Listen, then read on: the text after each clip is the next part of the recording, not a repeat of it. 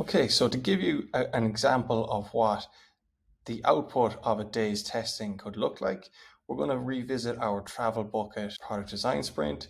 So just to reiterate, we had 3 different flows in Figma in our prototype. The first one up here was a flow that involved an influencer creating a place on the app that they can then share with their users, who in turn will be able to go and visit that place in future. Our second flow was about somebody following an influencer and seeing that they have linked to a place in Travel Bucket and then adding that to their own bucket list so that they can visit that in future. And finally, we had a flow which involved a user getting a notification that there were a discount on flights to one of the places on the Travel Bucket list that they could then click through and get those discounted flights. So we mentioned in our intro to user testing that you can have a product design sprint scorecard to help you keep track of what works and what doesn't. This is one example that we could have created here for our product design sprint with Travel Bucket.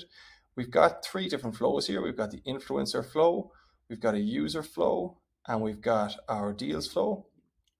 As you can see, each flow is broken down. So we've got the stuff relating to our splash page. We've got our bucket list thing, so the text was read and understood, the structure of the lists was understood, create a new list is noticed and understood, and list that inspire you is noticed and understood.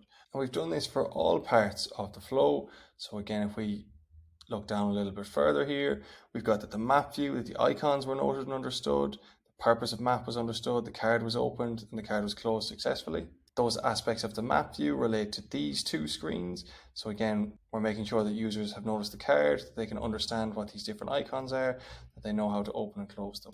So in our scorecard here, we've linked to our Figma prototype, and we've set this up so that anything with less than a 4 average shows up in red. So the advantage of this is just that it's really easy to highlight what is not working and what is working well. The idea is that as the user goes through their test, we rank them on how easy they found or how easy they found something to understand in each aspect of the design. The idea is that we grade each user on a scale from 1 to 5 of how easy they found each aspect of the design to understand and to comprehend. A 5 means they found it very easy and that it worked perfectly. A 1 means that it was a big fail, that the user really didn't like it or didn't understand how to use it at all. And on average here, anything that comes up with less than a 4.0 average will be shown in red. So these are the areas that we then need to address in our next round of iteration for the prototype before we bring the product to market. So just for this example, one of the things that people might not have been clear of was create a new list is noticed and understood in the bucket list section. So that one might not have been that clear. List that inspire you is noticed and understood. Maybe we found there that people weren't sure who those lists were by. Did they create them themselves? Did other people create them? Maybe we need to make that a little bit clearer exactly what's involved there. For your New York list, a new item is noticed and understood. Maybe it wasn't that obvious that something got added to that list. So we maybe need to make it flash or change color a little bit. There's lots of different ways that we could approach that. So again, these are just the couple of areas that we are going to look to fix for our next iteration. And this would be a pretty standard output from testing with our users. An alternative and simpler option is included here in your Miro board as part of the template. You'll see here that we've got each different customer. So you've got your 5 customers listed across here. And with this template, we break down our prototype on the left, similarly to how we did it with our Google Sheet version.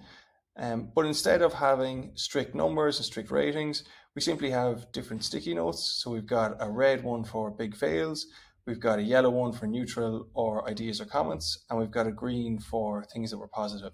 So we can just mark each of these with how the user interacted with them, whether they found them easy to interact with or whether they found them difficult. You can also do this simply by taking detailed notes and having a note taker in the call with you, and they can jot down what happened. But we find it easier to have a slightly more detailed list with the prototype broken down into each section, just so that you can quickly tack on what worked and what didn't as the call is happening in real time. We will provide you with both of these resources, so you will have access to the simple score sheet as part of your Miro template. And we will also provide you with a link to the travel bucket, slightly more detailed, more complex version in a Google Sheet form.